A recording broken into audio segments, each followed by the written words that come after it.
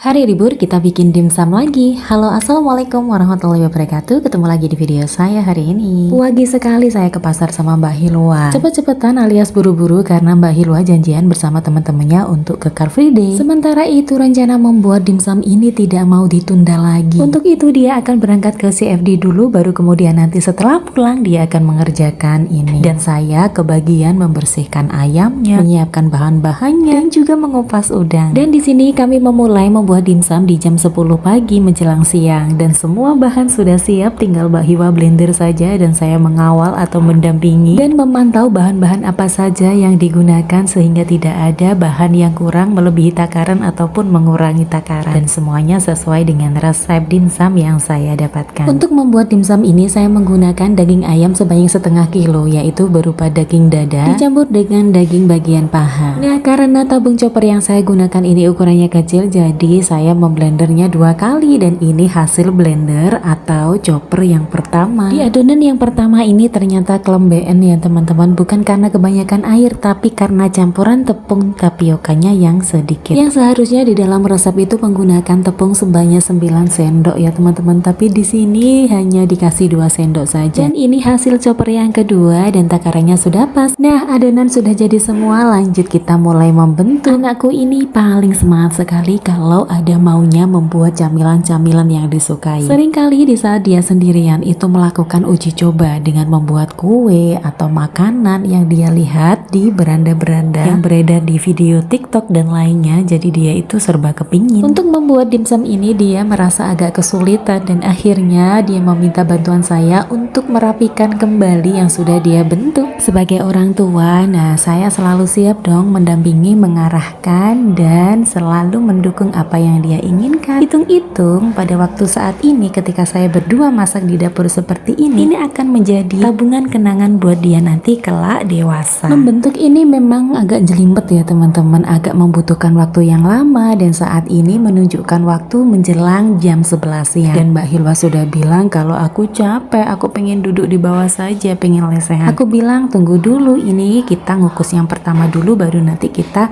istirahat. Dan karena sudah banyak dimsum yang kita bentuk, akhirnya kita putuskan untuk dikukus terlebih dahulu. Jadi ini sebagiannya nanti kita kukus di kukusan berikutnya. Perasaan ini tadi kita sudah mendapatkan banyak ya, tapi ternyata ketika dimasukkan ke dalam kukusan ini hanya dapat separuh, dan ini saya coba membantu lagi supaya dapat penuh di kukusan ini. Betapa semangatnya Mbak Hilwa dalam membentuk dimsum ini, dan rasa-rasanya pengen cepat matang dan pengen incip ya ini. Terutama babaknya Mbak Hilwa yang dari tadi tengok-tengok kapan matangnya. Rasa-rasanya sudah tidak sabar pengen nyobain hasil karya anaknya. Dan alhamdulillah akhirnya kukusan ini sudah penuh, dan saat ini kita kasih ini taburan atau topping wortel yang sudah diparut kasar, dan teman-teman terlihat cantik sekali kan, ada warna pink, warna kuning, warna hijau, dan di atasnya atau permukaannya itu kita tambahkan parutan wortel seperti ini. Masya Allah cantiknya, dan ini siap untuk dikukus. Untuk mengukus dimsum ini membutuhkan waktu sekitar 20 menit ya teman-teman, jadi nanti kita tunggu saja bagaimana hasilnya. Dan di sini saya mau membuat saus untuk cocolannya. Saya menggunakan bumbu yaitu bawang merah, bawang putih, cabai keriting, dan cabai rawit, dan saya chopper kasar saja seperti ini. Dan 20 menit sudah berlalu, dimsum sudah matang. Kita buka saja dan kita lihat bagaimana teksturnya. Masya Allah, menggoda sekali, dan ini pengen saja saya icip. Tunggu dulu, tunggu saus cocolannya matang juga. Oke lanjut, sekarang saatnya kita mengukus dimsum yang kedua. Ternyata di sini berbagai macam bentuk jadinya. Yes, pokoknya terserah kreasi Mbak Hilwa lah.